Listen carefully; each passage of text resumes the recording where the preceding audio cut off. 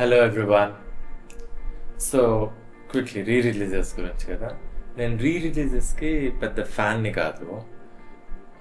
Especially ఈ last 10 ఇయర్స్లో 12 ఇయర్స్లో రిలీజ్ అయిన మూవీస్ని రిలీజెస్ చేస్తున్నారు కదా. ఏమో నాకైతే ఐ డోంట్ ఫీల్ అంత పుల్ నాకైతే లేదు. ఈ జగదేక్ వీడి అతలోకి సుందర్ మాత్రం మా అమ్మ నాన్న వాళ్ళు చూస్తా అంటే వెళ్ళా సినిమాకి. ఓకే, సో వెళ్ళిన తర్వాత వాళ్ళు చూస్తున్నారు, సినిమా బాగానే ఎంజాయ్ చేస్తున్నారు, చూస్తుంటే ఎంగేజింగ్గా చూస్తుంటే నాకు ఓకే నాస్టాల్జియా వల్ల వచ్చారు, చూసారా, ఈ గుర్తుకొచ్చి రిలేట్ చేసుకొని ఎంజాయ్ చేస్తున్నారు కానీ ఎందుకంటే వాళ్ళు ఫ్యాన్స్ కాదు ఎవరికి. సో అని అనుకొని నేను హ్యాపీ ఫీల్ అయ్యా, ఓకే తీసుకెళ్ళాను సినిమాకి అని. బట్ అన్ఎక్స్పెక్టెడ్లీ ఒక మూమెంట్లో నాకు గూస్ బంప్స్ వచ్చాయి. అంటే నేను ఈ మూవీని ఎట్ ఏ స్ట్రెచ్ చూసి చాలా రోజులైంది, మేబీ ఒక 10 ఇయర్స్ ముందు చూసానేమో. సో దానివల్ల కొంచెం ఇంట్రెస్టింగ్ అనిపించుండొచ్చు movie. But goosebumps I didn't expect. That was a complete surprise for me. So అందుకోసమే నా ఎక్స్పీరియన్స్ ఒకసారి మీతో షేర్ చేసుకున్నా. ఒక కపుల్ ఆఫ్ థింగ్స్, ఒక 2-3 విషయాల గురించి మాట్లాడదాం అని అనుకున్నాను.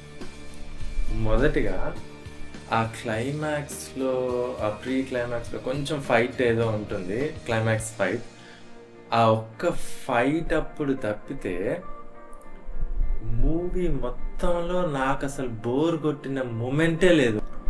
సెకండ్ థింగ్, ఈ second half or third act, యూజువల్గా స్క్రీన్ ప్లేలో 3 యాక్ట్ స్ట్రక్చర్ అని చెప్పి చెప్తూ ఉంటారు. సో ఈ సినిమాని ఆ టెంప్లెట్లో ఫిట్ చేస్తే most likely one of the best third acts in Telugu cinema అవుతుంది. అంటే మన భాషలో చెప్పాలంటే ఇప్పుడు ప్రీ క్లైమాక్స్ ముందు వచ్చే సీన్స్ అని చెప్పుకోవాలి. కానీ సెకండ్ హాఫ్ మొత్తం అసలు ఈ సినిమాలో అసలు లో మూమెంటే లేదండి. నాకు అసలు లో మూమెంటే అనిపించలేదు ఈ సెకండ్ హాఫ్ సినిమాలో. ఆల్రెడీ చూసిన వాడినైనా ఆ రింగ్తో ఉన్న కాన్ఫ్లిక్ట్ కానీ, తనకి ఆ క్యారెక్టర్కి వచ్చిన చాయిసెస్ కానీ, తను చూస్ చేసుకున్న విధానం కానీ, ఆ మోఘం. ఇంద్రజాకి రింగ్ దొరకగానే ఇంకా సినిమా ఇంకా క్లైమాక్స్కి వచ్చేసింది అని అనుకున్నాను. అరే దాని తర్వాత ఒక సీన్ తర్వాత వస్తుంటే అరే ఈ సీన్ ఉంది కదా, అరే ఇది వచ్చింది కదా అని చెప్పి నాకు సర్ప్రైజింగ్ అనిపించింది అసలుకు. That was such great writing ఆ రోజుల్లో కూడా. ఇంకొక best part, romance in the movie. అసలు almost 0 physical attraction and romance in the movie. అసలు 2-3 సార్లు ఆ ఇంద్రజ క్యారెక్టర్ రాజుకి తన ప్రేమనో ఇష్టాన్ని ఎక్స్ప్రెస్ చేస్తుంది. స్పెసిఫిక్గా ఐ లైక్ యూ అనే అంటుంది, లవ్ అనే పదమే వాడదు. అంటే ఎంత కేర్ఫుల్గా రాశారు అసలు, ఎంత మంచిగా ఆ క్యారెక్టర్కి తగ్గట్టు లైక్ అనే ఎందుకు అంటుంది అనేది మన ఆ ఇంద్రజ క్యారెక్టర్ ఆనెస్టీలో మనకి క్లియర్గా కనిపించిపోతుంది. ఓకే ఈ అమ్మాయి లైకే అంటది, లవ్ అనేది రాదు.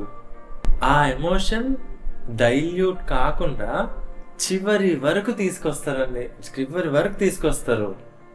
ఇందాక గూస్ బంప్స్ అని చెప్పాను కదా, ఇక్కడే ఈ మ్యూజిక్ వచ్చినప్పుడే నాకు అసలు అన్ఎక్స్పెక్టెడ్ గూస్ బంప్స్ వచ్చినాయి.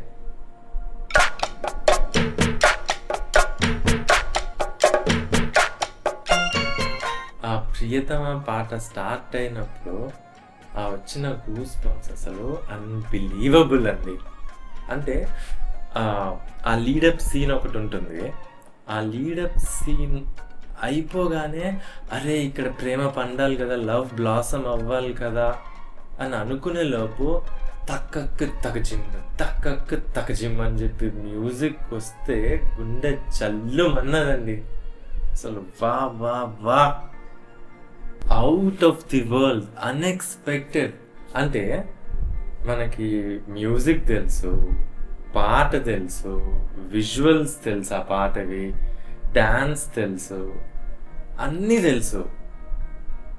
అయినా కానీ నాకు గూస్ బంప్స్ వచ్చినాయంటే కేవలం ఆ ఇద్దరు ఇంద్రజ రాజు క్యారెక్టర్స్ మధ్యలో రిలేషన్షిప్ మెచ్యూర్ అవ్వటం అనేది ఎట్ ఏ స్ట్రెచ్ ఆ సినిమాని చూస్తే తప్పితే ఆ సాంగ్ వరకు ఆ మెచ్యూరిటీ అయ్యే విధానం మనకు తెలియదు. ఆ సాంగ్ పడ్డప్పుడు పీక్ రీచ్ అవుతుంది. Beautiful and thrilling experience. అంటే ఇళయరాజా, చిరంజీవి, శ్రీదేవి, రాఘవేందర్ రావు, కెమెరామెన్ అయితే, సెట్ డిజైనర్ అయితే అందరూ కలిసి పనిచేసి ఎవ్వరి పని కనిపించకుండా ఆడియన్స్ని రంజింపజేయటం అంటే ఇలానేనా అని తెలిసిపోతుంది పాట, ఆ లీడప్ సీన్స్ చూస్తే. గ్రేట్ ఫిల్మ్ మేకింగ్ అచీవ్మెంట్ అసలు. Hats off to the cost and the crew. Just the shear richness of music and instruments, dance movements. అసలు హీరోయిన్స్ ని పిసికేసి పిండేసే హీరో క్యారెక్టరైజేషన్స్ ఉన్న రోజులో అరే ఇలాంటి సాంగ్ తీసి ఇంప్రెస్ చేశారా అంటే మళ్ళీ గూస్ బంప్స్ వచ్చాయి నాకు. సడన్ గా ఒక గోల్డ్ ర్యాప్స్ ఉన్న బ్యాక్గ్రౌండ్ వస్తుంది ఈ పాటలో. ఆ రిచ్నెస్ అనేది ఆ చిరంజీవి ఫేస్ లో అయితే ఏంటి, శ్రీదేవి ఫేస్ లో అయితే ఏంటి, ఆ మ్యూజిక్ అయితే ఏంటి, ఆ లిరిక్స్ అయితే ఏంటి, మళ్ళీ ఒక హై. ఒకటే సాంగ్ లో ఇన్నిసార్లు హై వచ్చి నేను అసలు almost I cried for the song. Hats off. కొంచెం డిసప్పాయింట్ అయిన ఆస్పెక్ట్ కూడా ఒక్కటైతే ఉందండి. అందరూ అనుకుంటూనే ఉన్నారు, అది ఈ ఇమేజ్ క్వాలిటీ అండ్ కలర్ అండి. అంటే మనకు తెలుసు వాళ్ళు చెప్పారు ప్రింట్ దొరకలేదు ఇవన్నీ చెప్తున్నారు కానీ, బట్ నాకు పర్సనల్గా అనిపించింది ఏంటంటే ఎవరో ఒకళ్ళు in this process of getting this movie to theatres ఇక చాలే, ఇంతకంటే అవ్వదులే, ఇంత ట్రై చేసింది చాలే అని అనుకున్నారు క్లియర్గా. ఎందుకంటే ఈ రోజున్న విఎఫ్ఎక్స్ టెక్నాలజీతో ఎనీథింగ్ ఈజ్ పాసిబుల్. సరే ఇమేజ్ క్లారిటీ పెంచలేకపోయినా కలర్స్ ఒరిజినల్కి దగ్గరికన్నా తీసుకెళ్ళగలిగే వాళ్ళు కదా. కొంచెం బాధేస్తుంది. They did very good work but someone gave up in the process at some point. తర్వాత శ్రీదేవి హర్సెల్ఫ్. చిరంజీవి మన ఇంటర్వ్యూలో ఈ మాట అన్నప్పుడు ఏదో ఔన్నత్యంతో ఏదో హ్యూమిలిటీతో అన్నారేమో అని అనిపించింది. బట్ ఆ పెద్ద తెర పైన శ్రీదేవిని చూస్తుంటే నిజమేనేమో. అంటే రాజు అనేది జస్ట్ టూర్ గైడ్. ఏ హీరో అయినా చేయొచ్చు. ఆన్ పేపర్ చూస్తే is just tour guide. There is not much of a physical description. But ఒక దేవకన్యలాగా, ఇంద్రజలాగా ఒక్క మాటలో చెప్పాలంటే ఆ శ్రీదేవి ఆ హైట్, ఆ హెఫ్ట్, ఒకవైపు సైజ్ 0 కాకుండా ఇంకోవైపు మరీ బక్సం ఆర్ ఫ్లాబీ లేకుండా పర్ఫెక్ట్ గ్రేస్ ఉన్న బాడీ స్టైల్ అండ్ మూవ్మెంట్స్తో కలిపి out of the world beauty, out standing acting, ఆ ఇన్నసెన్స్, ఆ ఆనెస్టీ, ఆ సిన్సియరిటీ, ఆ చిలిపితనం, అక్కడే అందులోనే సెన్షువాలిటీ. ఆ సెన్షువాలిటీలో కూడా మళ్ళీ ప్యూర్ ఆనెస్టీ అండ్ సిన్సియరిటీ, ఇవన్నీ ఎమోషన్స్ చేసుకుంటూ ఎబ్బెట్గా కనిపించకుండా చేయటం నాకు తెలిసి ఎవరు చేయగలిగి ఉండేవాళ్ళు కాదేమో. అంటే ఎలిగెన్స్ అనే వర్డ్కి perfect epitome. Hats off Sridevi, hats off wherever you are. ఫైనల్గా boss Chiru, oh my god, biggest thrill and joy ఎవరికి ఉంటుందంటే ఎవరైతే ఈ సినిమాని లాస్ట్ 5-10 ఇయర్స్లో చూడలేదో, చూడకుండా ఇప్పుడు రిలీజ్కి ఒక గ్రూప్తో వెళ్ళి చూస్తారో వాళ్ళకి వచ్చే థ్రిల్ ఎవరికి రాదు. ఆ చిరంజీవి కామెడీలో ఉన్న ఈజ్ ఎంతమంది ఎన్నిసార్లు చెప్పుకుంటారో, ఎంత చెప్పుకున్నా తక్కువే. ఈ మూవీ చూస్తే, ఆ పెద్ద స్క్రీన్ మీద చూస్తే చిరంజీవి ప్రతి బాడీ పార్ట్ అసలు జీవిస్తున్నట్టు అనిపిస్తుంది. అసలు అలా ఎలా చేశారు? ఆ టైంలో అంటే అందరు హీరోస్ మెథాడికల్గా ఒక స్టిఫ్ డైలాగ్ డెలివరీ చేసే రోజుల్లో బాడీ లాంగ్వేజ్ అనే పదాన్ని వాడకుండా ఉన్న రోజుల్లో బాడీ లాంగ్వేజ్తోనే మెగాస్టార్ అయిపోయారా అనిపిస్తుంది చిరంజీవి గారు. మీరు యాక్టర్స్ అవ్వాలనుకునే వాళ్ళకి, కష్టపడాలనుకునే వాళ్ళకి ఎందుకు ఇన్స్పిరేషన్ అనేది మళ్ళీ తెలిసేలా చేశారండి ఈ మూవీ రిలీజ్ వల్ల. ఇంకా డాన్స్ ఆస్పెక్ట్, ఈ ఖైదీ 150 చిరంజీవి సెకండ్ ఇన్నింగ్స్లో చిరంజీవిలో గ్రేస్ ఉంటుంది, డాన్స్లో గ్రేస్ ఉంటుంది, వావ్ అని చెప్పి అంటారు కదా.